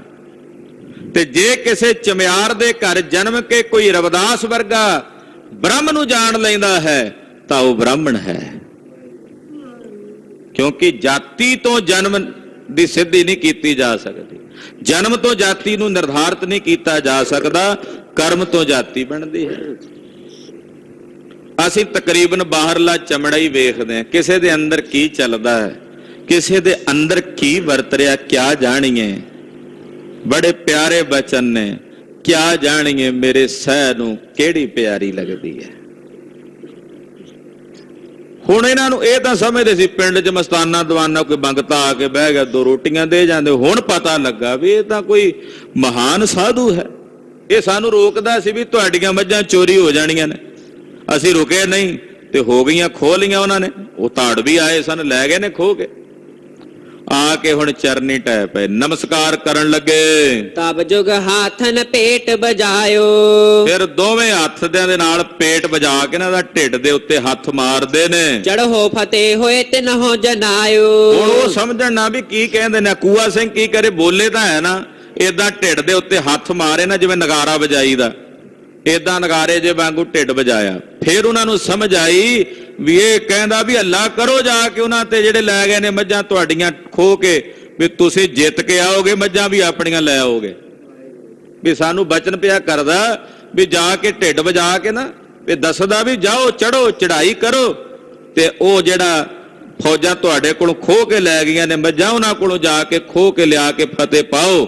ਆਸ਼ੈ ਸਮਝ ਗਏ ਨਰ ਧਾਏ। ਜਦੋਂ ਇਹਨਾਂ ਨੇ ਸਮਝਿਆ ਨਾ, ਤਿਆਰੀ ਕੀਤੀ, ਪਿੰਡ ਵਾਲੇ ਤਿਆਰ ਹੋਏ ਤੇ ਹਮਲਾ ਕਰਨ ਲਈ ਗਏ ਉਹਨਾਂ ਤੇ। ਲੜੇ ਜਾਏ ਲਈ ਮਾਲ ਛੁਡਾਏ। ਜਿੱਥੇ ਉਹ ਧਾੜ ਵੀ ਰਹਿੰਦੇ ਸੀ, ਪਤਾ ਤਾਂ ਸੀਗਾ ਪਿੰਡ ਵਾਲਿਆਂ ਨੂੰ। ਜਦੋਂ ਗਏ ਹਮਲਾ ਕੀਤਾ ਤੇ ਜਿਹੜਾ ਆਪਣਾ ਇਹਨਾਂ ਦਾ ਮਾਲ ਡੰਗਰ ਸੀ,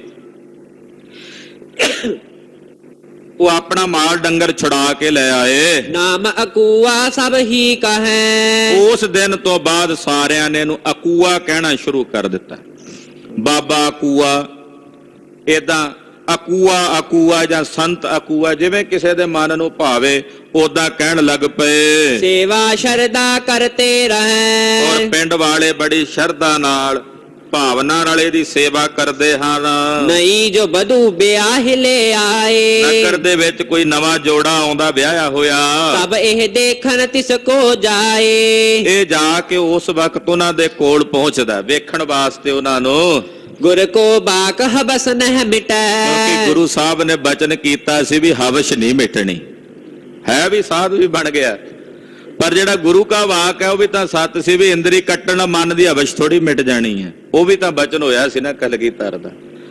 ਪਿੰਡ ਦੇ ਵਿੱਚ ਕਹਿੰਦੇ ਜਦੋਂ ਕੋਈ ਸ਼ਾਦੀ ਹੁੰਦੀ ਹੈ ਤੇ ਨਵਾਂ ਜੋੜਾ ਆਉਂਦਾ ਤੇ ਵੇਖਣ ਜਾਂਦਾ, ਸੋ ਤਬ ਰਹੀ ਨ ਕਿਉ ਹੂੰ ਹਟੈ। ਉਹ ਨਹੀਂ ਮਨ ਚੋਂ ਮਿਟੀ ਕਹਿੰਦੇ, ਪੂਰਨ ਸਿੱਖੀ ਮੈਂ ਬਹੁ ਭਇਓ, ਪਰ ਗੁਰਸਿੱਖੀ ਵਿੱਚ ਪੂਰਨ ਰਿਹਾ।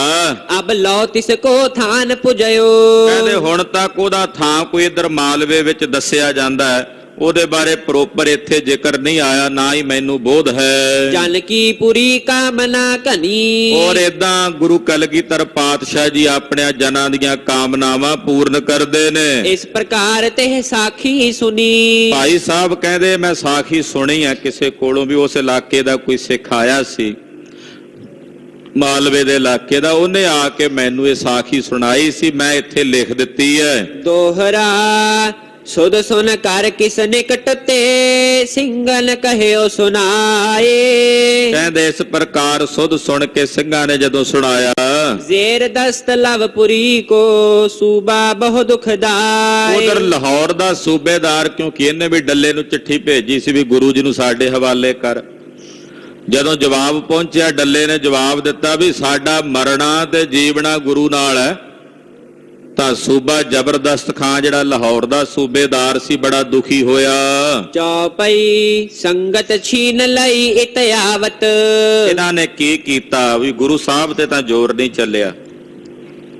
ਉਧਰੋਂ ਲਾਹੌਰ ਇਲਾਕੇ ਚੋਂ ਸੰਗਤ ਗੁਰੂ ਕੇ ਦਰਸ਼ਨਾਂ ਨੂੰ ਆਉਂਦੀ ਸੀ। ਜਦੋਂ ਸੰਗਤ ਆਈ ਤੇ ਸੰਗਤ ਆਉਂਦੀ ਨੂੰ ਇਹਦੇ ਬੰਦਿਆਂ ਨੇ, ਇਹਦੇ ਸਿਪਾਹੀਆਂ ਨੇ, ਗੁੰਡਿਆਂ ਨੇ ਜਾ ਕੇ ਸੰਗਤ ਨੂੰ ਲੁੱਟ ਲਿਆ। ਗੁਰਸਿੱਖਾਂ ਦੇ ਕੋਲ ਜਿਹੜੀਆਂ ਭੇਟਾਵਾਂ ਗੁਰੂ ਪਾਤਸ਼ਾਹ ਨੂੰ ਦੇਣ ਲਈ ਸਨ ਉਹ ਲੁੱਟ ਲਈਆਂ। ਤਜਹਿ ਨਾ ਨਾਮ ਗੁਰੂ ਸੁਨ ਪਾਵਤ। ਜਦੋਂ ਸੁਣਦੇ ਨੇ ਵੀ ਇਹ ਗੁਰੂ ਗੋਬਿੰਦ ਸਿੰਘ ਦੇ ਦਰਸ਼ਨਾਂ ਨੂੰ ਜਾ ਰਹੇ ਨੇ ਤੇ ਫੜ ਲੈਂਦੇ ਨੇ।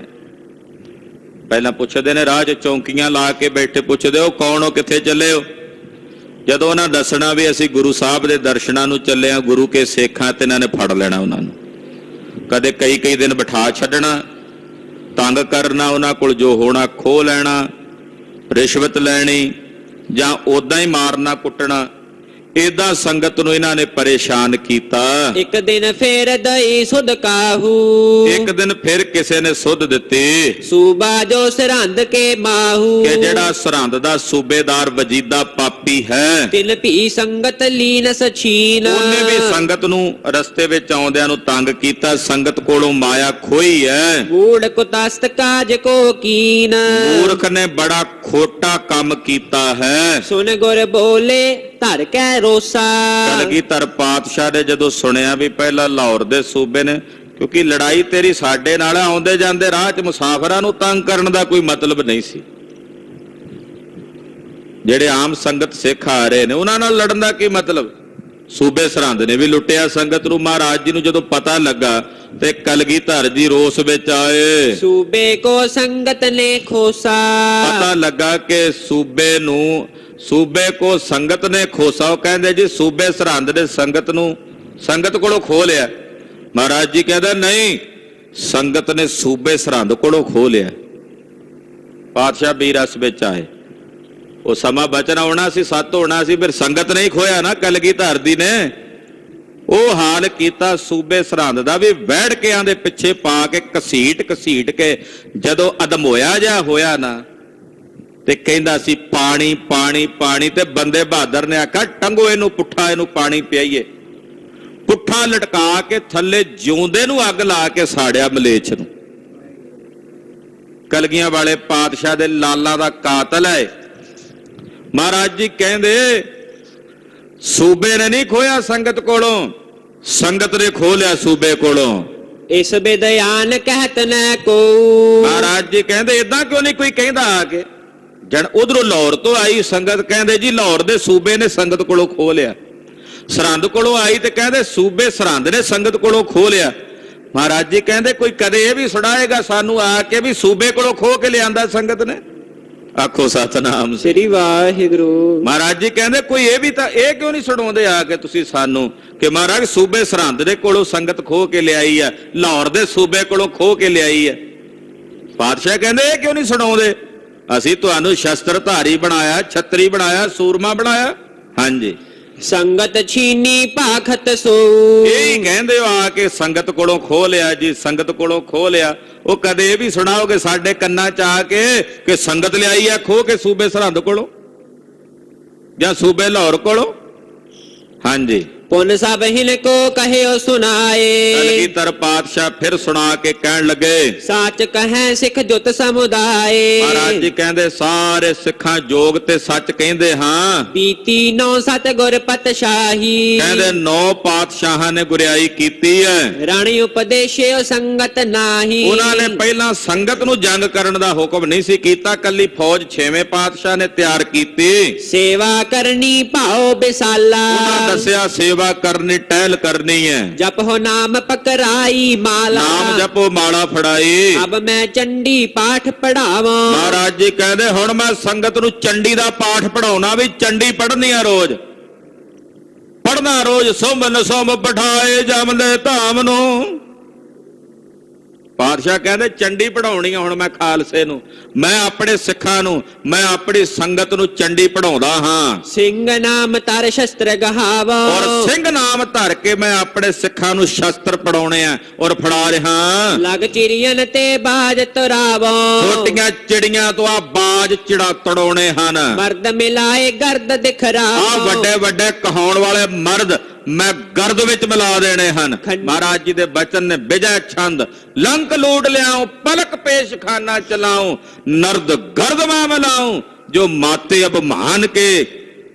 ਕਲਗੀਆਂ ਵਾਲੇ ਪਾਤਸ਼ਾਹ ਦੇ ਬਚਨ, ਵਿਜੈ ਛੰਦ, ਲੰਕ ਲੂਟ ਲਿਆਉ ਪਲਕ ਪੇਸ਼ ਖਾਨਾ ਚਲਾਉ, ਨਰਦ ਗਰਦ ਮੈਂ ਮਿਲਾਉ ਜੋ ਮਾਤੇ ਅਭਮਾਨ ਕੇ।